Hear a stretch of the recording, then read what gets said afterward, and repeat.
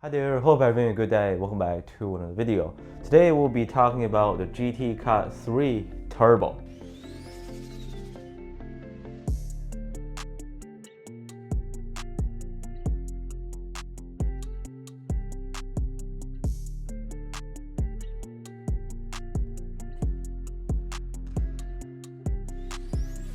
So retail price is $210.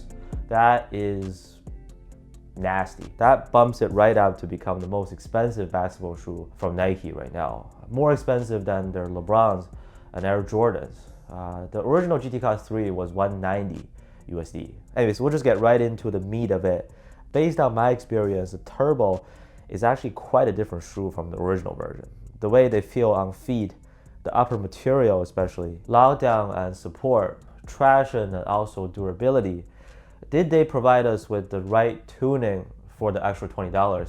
Let's find out. As to how the GT Cut 3 Turbo performs on the court, cushion remains pretty much the same as before. Full-length Zoom X midsole, that's like on top of the market right now, in my opinion.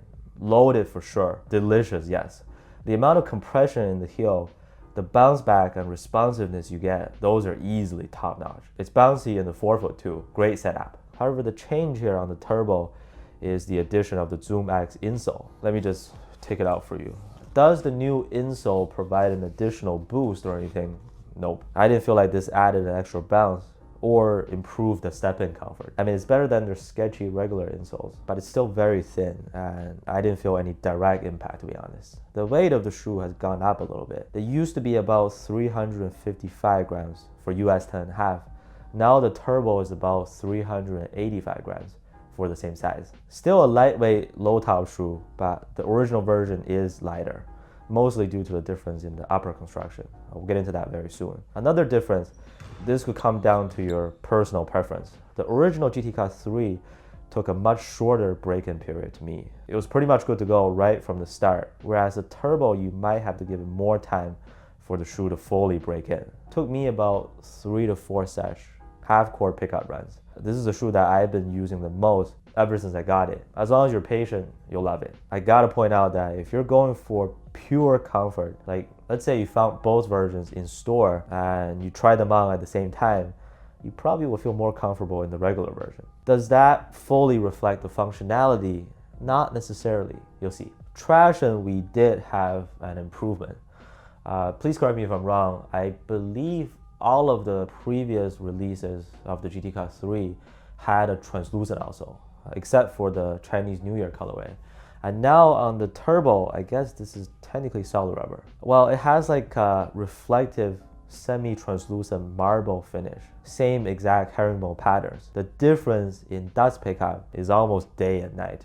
Translucent outsoles, all of my pairs pick up a lot of dust, and once dust accumulates, it's really hard to wipe off. So if you normally play on very dusty courts with more dust collected on the bottom, traction performance might take a hit over time. I can confirm that this is not an issue on the Turbo, or also on the black label colorway at least. The type of grip you get is almost different too. Regular version, that was like a very sharp, super loud and squeaky bite. This right here is not nearly as squeaky. Can be completely silent at times. Actually, the more I played in it, the squeak went up a little bit. Only if you care about the sound effect. Because of the dust pickup thing, I would say this also is more consistent in terms of getting you to a hard stop in the long term. Durability, they should be more so the same.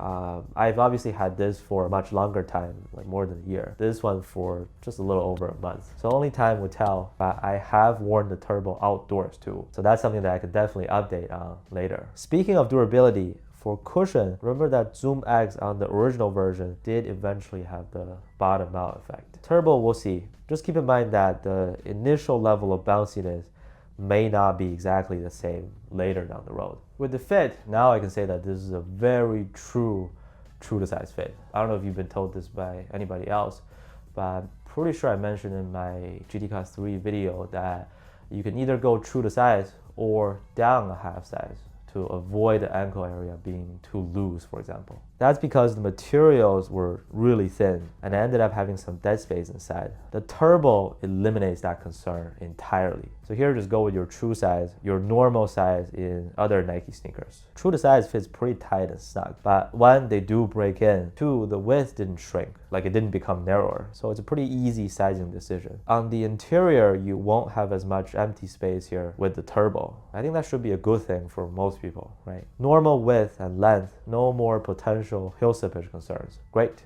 Material-wise, completely different upper on the turbo, basically. Less breathable, not as flexible as before, but every other aspect has been upgraded. Torsional support is drastically improved, largely thanks to the turbo plate. Carbon fiber, as they say, but the texture is not as shiny as the Way of Wade or anti-carbon fiber plates. This right here is very sturdy. It does not bend easily at all. Also not too hard to a point where I would call it stiff. So based on my personal experience, the turbo plate really helped more with the torsional support than it did to add even more bounciness, which is good enough. I mean, it was already a very bouncy shoe to begin with. The tongue looks kind of funky, not well padded or plush, but it gets the job done. Doesn't bother me or take any points off, I would say. Think about a firm outer shell or coat. Lockdown, containment, those are better on the turbo, and I believe it is a key change. I don't think lockdown was good on the original version. Again, not a problem anymore. Last point I want to make, I did notice that the turbo feels more bottom heavy and weight isn't distributed evenly from left to right. So like if I toss it up in the air, it always falls towards the inner side. Does that make sense? Like I could feel it in hand too. Both the left and right shoe, they feel like the weight is distributed more to the medial side. If I was to put all the weight on one foot and roll it around the floor, that feels more obvious. But does anybody do that in gameplay? I don't think so. Well, maybe if you love to shoot a dirt one leg fadeaway, you might notice some issues with your balance. Not a big concern, but it is something that I noticed, so just thought I'd mention it. Overall, to quickly summarize all the changes on the turbo, the most important upgrade to me is lockdown and support from the upper. I know some people may not prefer the fact that they now fit tighter and more snug in the same size, but it helps with the containment and my feet just felt more secure inside, locked in nicely. This also collects much less dust than the translucent outsoles, which is another key benefit. I really hope the future colorways of the turbo can come in this type of outsole too, but we'll see. Cushion is still elite, a little bit heavier now, not as cozy as before, and the new version takes a longer time to break in. So there is a trade-off. Okay, this might not sound like an answer that I would typically give, but I take the turbo over the regular version if I had to pick one.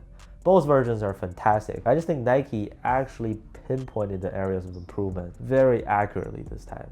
Fixing the support and lockdown does pick out problems. That was spot on to me. So I can accept a little more weight, a little bit more time to get used to it. But as always, I'd love to know what you think about the GT Cut 3 Turbo. So please let me know down in the comments. Thank you so much for watching, and I'll see you next one.